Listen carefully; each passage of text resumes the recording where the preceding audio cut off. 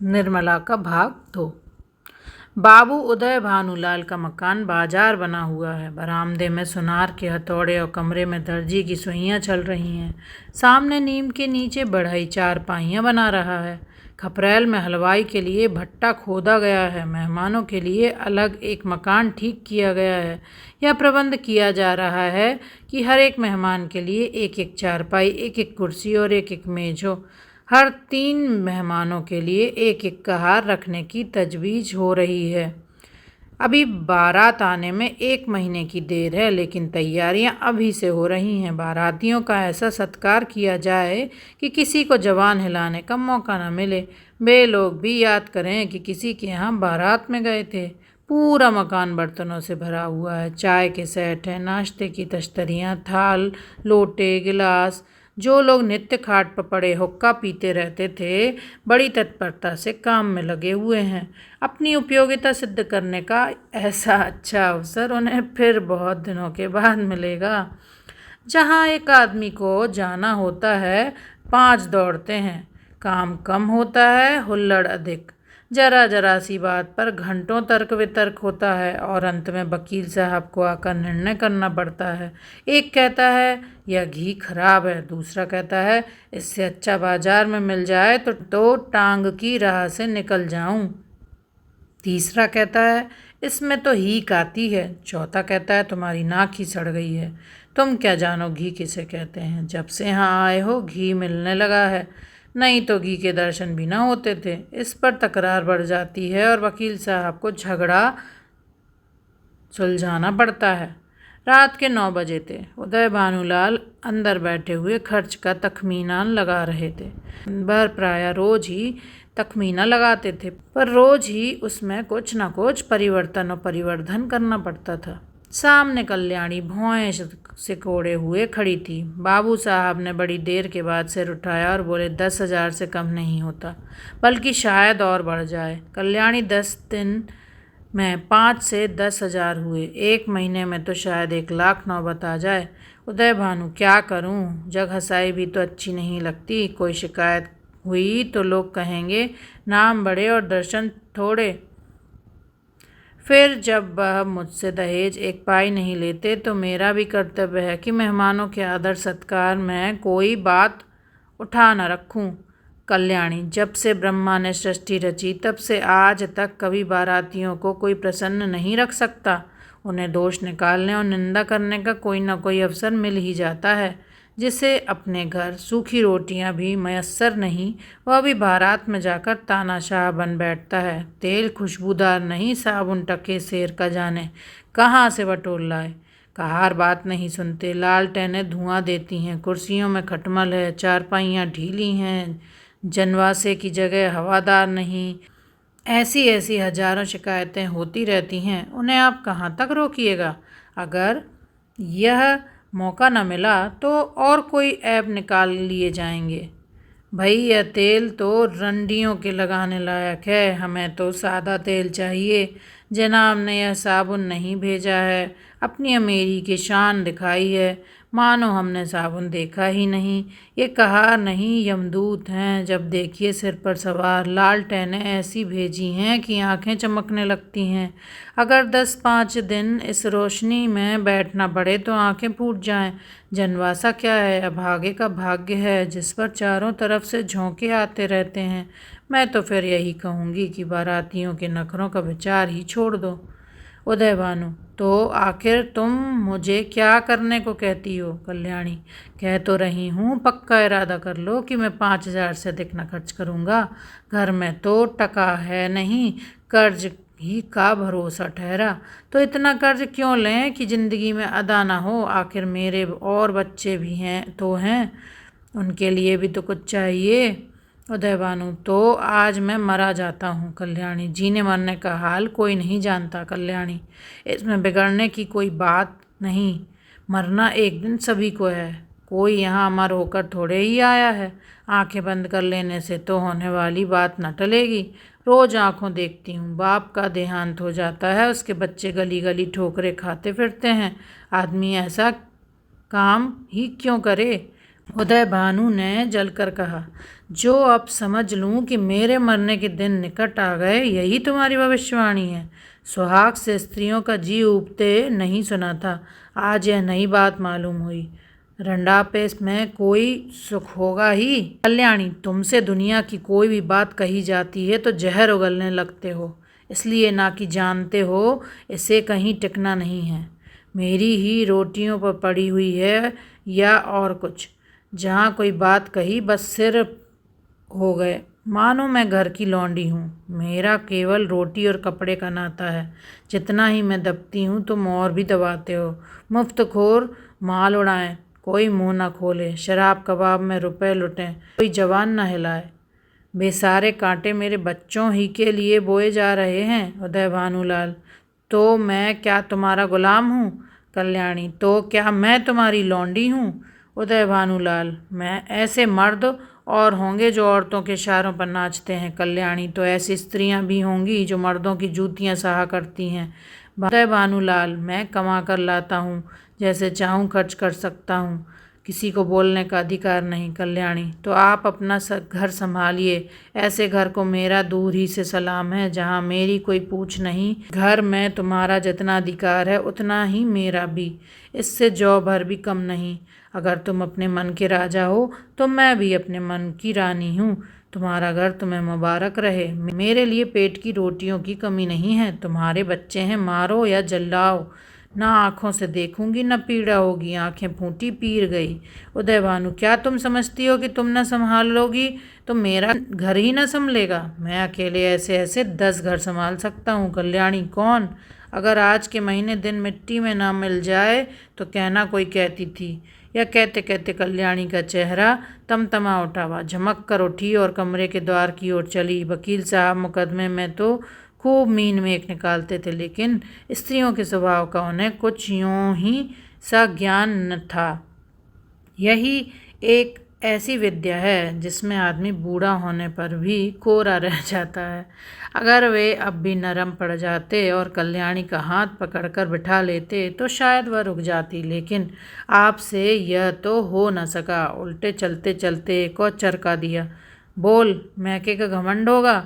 कल्याणी ने द्वार पर रुक कर पति की ओर लाल लाल नेत्रों से देखा और बिफर कर बोली, मैके वाले मेरे तकदीर के साथी नहीं हैं, और ना मैं इतनी नीच हूँ कि उनकी रोटियों पर जा पड़ूँ।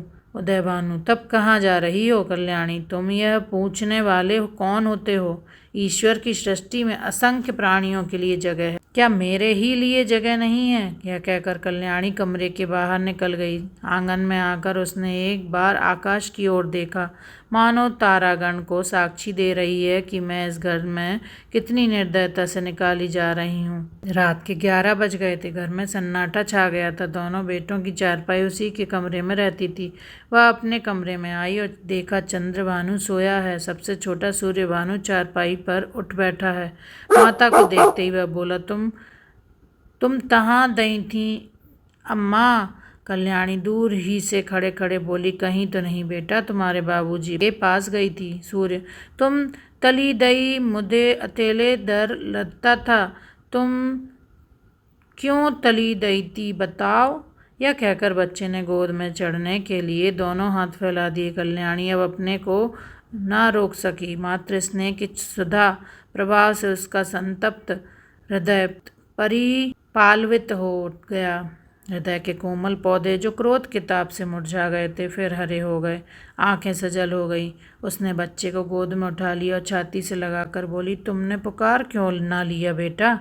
सूर्य, पुतालता तो था, तुम धुनती न थी, बताओ अब तो कभी न दाओगी? कल्याणी, नहीं भैया, अब नहीं जाऊंगी। यह कहकर कल्याणी सूर्य भानु को लेकर चारपाई पर लेटी। माँ के हृदय से लिपटते ही बालक निशंक होकर सो गया। कल्याणी के मन में संकल्प विकल्प होने लगे। पति की बातें याद आती तो मन होता घर को तिलांजलि देकर चली जाऊं, लेकिन बच्चों का मुंह देखती तो वात्सल्य से चित्त गदगद हो जाता।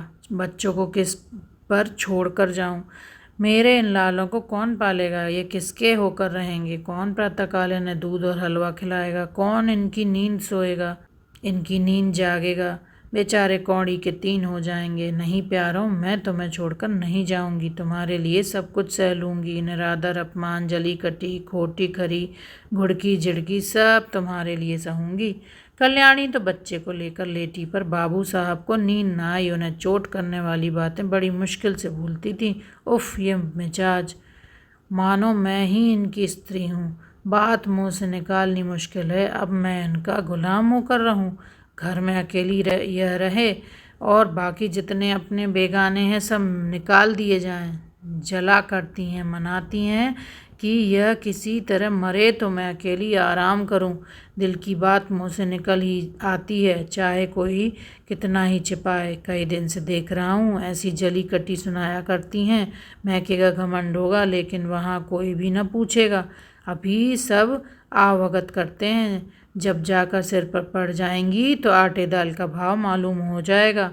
रोती हुई जाएंगी। बाहर घमंड, सोचती हैं मैं ही ये गृहस्थी चलाती हूँ। अभी 4 दिन को कहीं चला जाऊँ तो मालूम हो जाएगा, सारी शेखी किरकिरी हो जाएगी।